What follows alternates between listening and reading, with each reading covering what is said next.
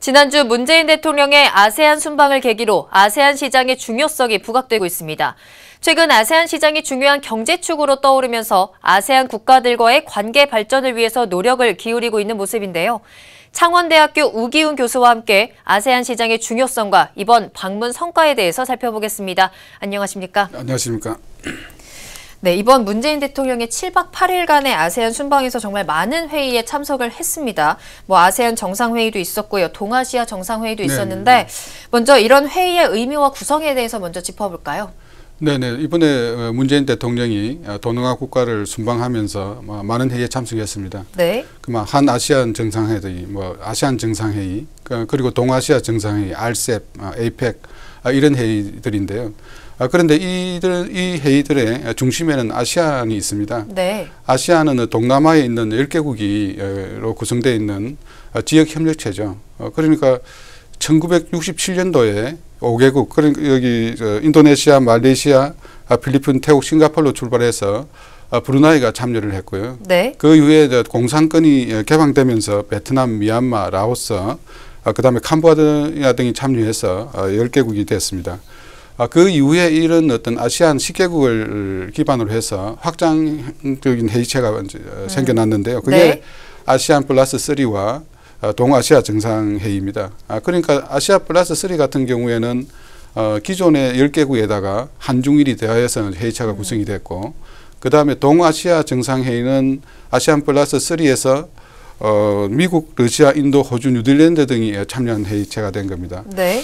그런데 이번에 문재인 대통령은 아시안 플러스 3와 동아시아 정상회의에 참석하신 거고요. 네. 그 다음에 RCEP과 APEC을 참석했는데 이들 회의들도 아시안 국가들이 중요한 역할을 하고 있죠. 말씀하신 대로 이번 회의체의 중심에는 이제 아세안 10개국이 포함이 되어 있는 건데요. 네네. 굉장히 많은 국가들이 이 아세안 국가들에 좀 집중을 하고 있는 모습인데 그 이유는 뭘까요? 무엇보다도 아시안의 경제 성장이죠. 사실 그동안 미국도 아시안 시장에 대해서는 큰 관심이 있었다고 보기는 어렵습니다. 그런데 아시안 국가들이 경제 성장을 하면서 소비 시장으로서의 요소를 확보하게 되고 또 네. 글로벌 기업으로 봐서는 값싸고 질 좋은 노동력이 풍부하니까 제조기지로서의 가치가 부각이 된 것이죠. 네. 일단 인구를 한번 볼 것 같으면 인구는 6억 3천만 명으로 중국, 인도에 의해서 세 번째로 인구가 많습니다.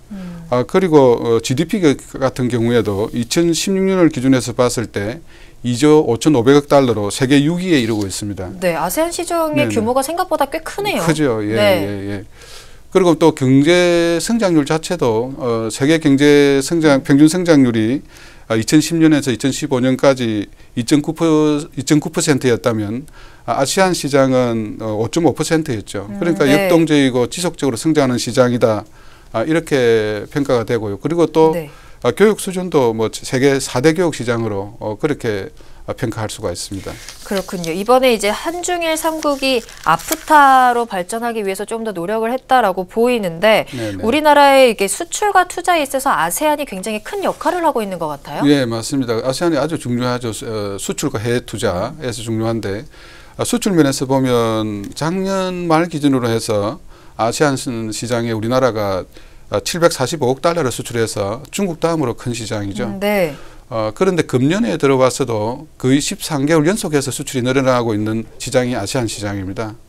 그런데 이런 수출은 베트남, 싱가포르, 태국 등이 주도를 하고 있습니다. 네.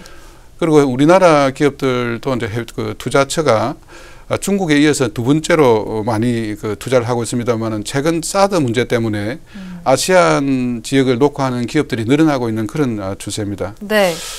그런데 우리가 시장 개척을 하면서 항상 느끼는 문제는 아시안 시장에 있어서는 우리나라가 중국과 일본에 대해서 후발주라는 점이 아쉽습니다. 네. 그러니까 일본 같은 경우에는 식민 시대에 뿌려놓은 씨앗들이 뿌리들이 아직까지도 있고 중국의 경우에는 그쪽의 경제 주체 세력이라고 할 수 있는 하교 세력이 만만치 않지 않습니까? 네.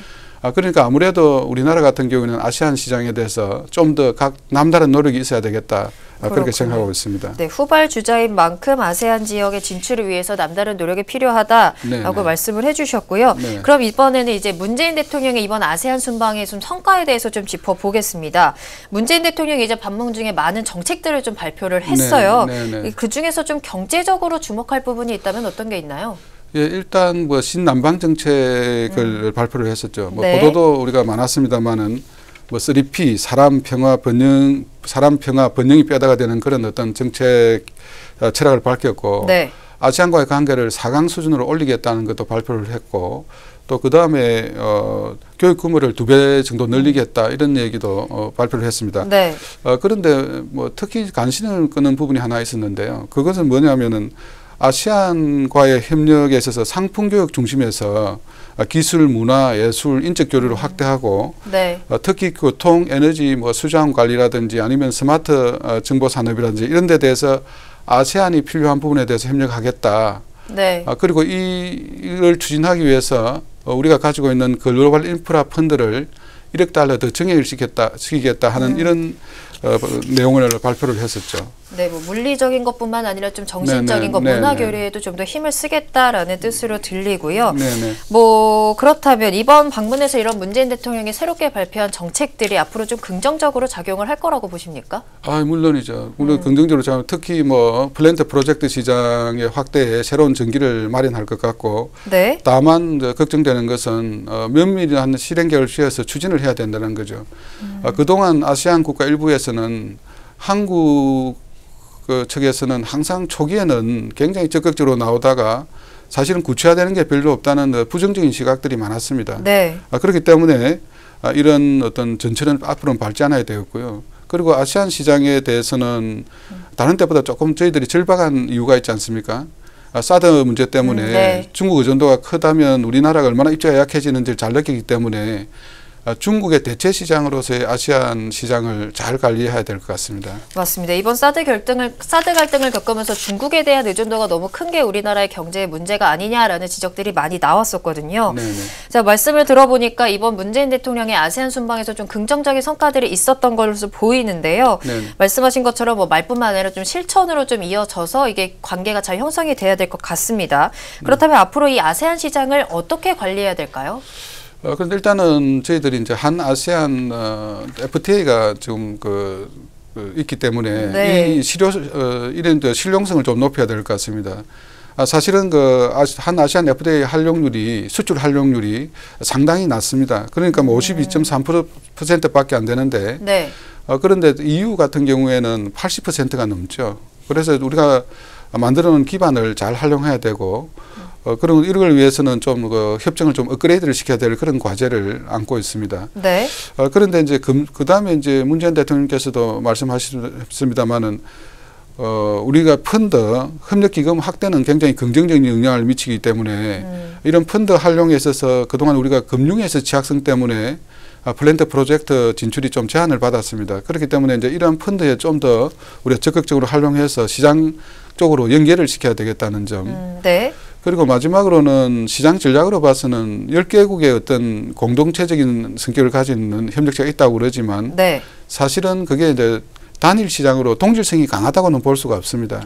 네. 그러니까 말하자면은 싱가포르 같은 데서는 거의 5,300불, 53,000불에 육박하는 국민소득이 있는가 하면 1,000불을 조금 넘는 이제 캄보디아도 있는 거죠. 그러니까 아세안 국가 사이에서도 이제 격차가 큰 거군요. 예, 그렇기 네. 때문에 이제 시장 세분화, 세그멘테이션이 굉장히 중요하다. 네. 예를 들어서 뭐 선진시장으로 분류될 수 있는 싱가포르하고 브루나이는 다를 것이고 네. 또 인구가 많고 자원이 풍부한 주력시장, 베트남을 비롯한 인도네시아, 말레이시아 이런 시장들은 또 전략이 다를 것이고 네. 그다음에 아주 저개발국에 있는 우리가 보통 CLM 시장이라고 합니다. 캄보디아, 라오스, 미얀마 시장 이런 데서는 우리나라 원조 사업과 연관된 어떤 시장 전략이 펼쳐져야 될 것 같습니다. 그러니까 시장 전략이 조금 더 면밀해야 되겠죠. 네, 여기까지 듣겠습니다. 지금까지 창원대학교 우기훈 교수와 문재인 대통령의 아세안 순방 성과에 대해서 짚어봤습니다.